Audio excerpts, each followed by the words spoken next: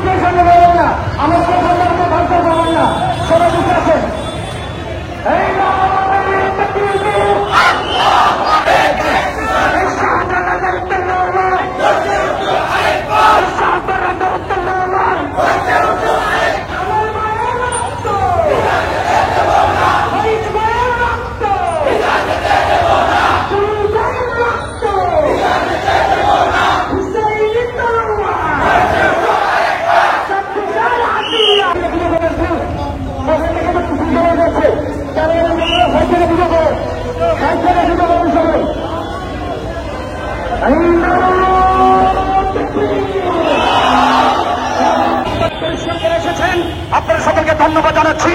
গাজীপুরবাসী, টঙ্গীবাসী, দুবাইলবাসী আপনাদের আন্দোলন অব্যাহত রাখুন। কেন্দ্রীয় দিক নির্দেশনা আসার আগ পর্যন্ত আপনারা মাঠ থেকে উঠবেন না ইনশাআল্লাহ।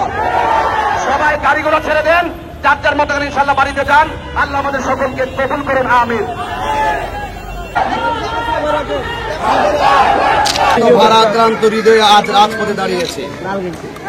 আপনারা জানেন বিগত 26শে এপ্রিল ঢাকা মহাসমাবেশ অনুষ্ঠিত হয়েছিল।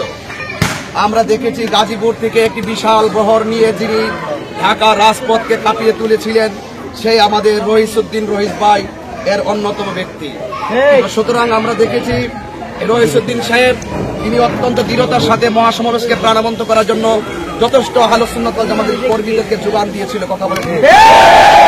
এবং আপনারা ইতিমধ্যে ফেসবুক অনলাইনে দেখেছেন বাংলাদেশ ইসলামী ছাত্র সেনা ঢাকা মহানগরের সাবেক সভাপতি জনাব রহিসউদ্দিনকে মব সৃষ্টি করে পূর্ব পরিকল্পিতভাবে তাকে হত্যা করা হয়েছে, ঠিক কিনা বলে?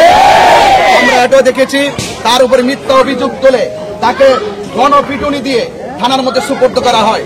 থানার প্রশাসন আমার রহিসউদ্দিনের চিকিৎসা না করে সেখানে তাকে আটকে রাখা হয়, সেখানে চিকিৎসার অভাবে সেখানে সে মৃত্যুবরণ করে কথা বলেন, ঠিক আছে? আমি মনে করি এই হত্যাকাণ্ডের পিছনে দুর্বিসন্ধিমূলক ষড়যন্ত্র রয়েছে।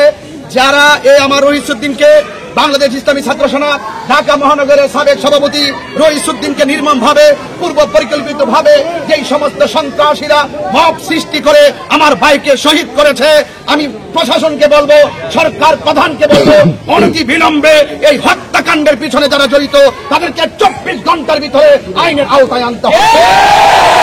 এবং যদি আইনের আওতায় আনা না হয় এই মুহূর্তে রহিসউদ্দিনের লাশ সেই গাজীপুর থানায় প্রবেশ করতেছে। বাংলাদেশের আবহাওয়ার সুন্নি জনতাকে বলবো, আমরা খানকায় বসে থাকার দিন শেষ হয়ে গেছে। আমাদেরকে বিপ্লবী হতে হবে, সংগ্রামী হতে হবে। ভাই রহিসউদ্দিনের হত্যাকারীদেরকে যতক্ষণ পর্যন্ত আইনের আওতায় না আনা হবে ততদিন পর্যন্ত সারা বাংলাদেশে দুর্বল আন্দোলন গড়ে তোলা হবে।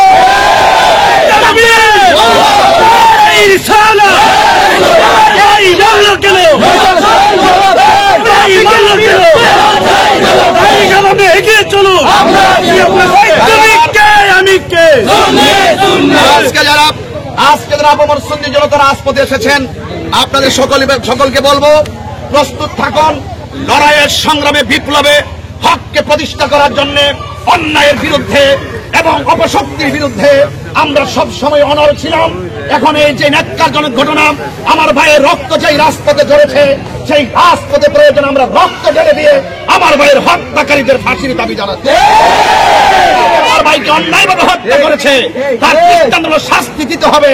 আর না হয় মব সৃষ্টি করার যে সিস্টেম বাংলাদেশে চালু হয়েছে, যেই সিস্টেমে রইসুদ্দিনকে মিথ্যা অভিযোগ দিয়ে মব সৃষ্টি করে শহীদ করা হয়েছে, প্রয়োজনে প্রশাসনের পক্ষ থেকে, রাষ্ট্রের পক্ষ থেকে আমরা যদি ন্যায্য বিচার না পাই, তাহলে আমরাও মব সৃষ্টি করে আমাদের অধিকার আমরা আদায় করি।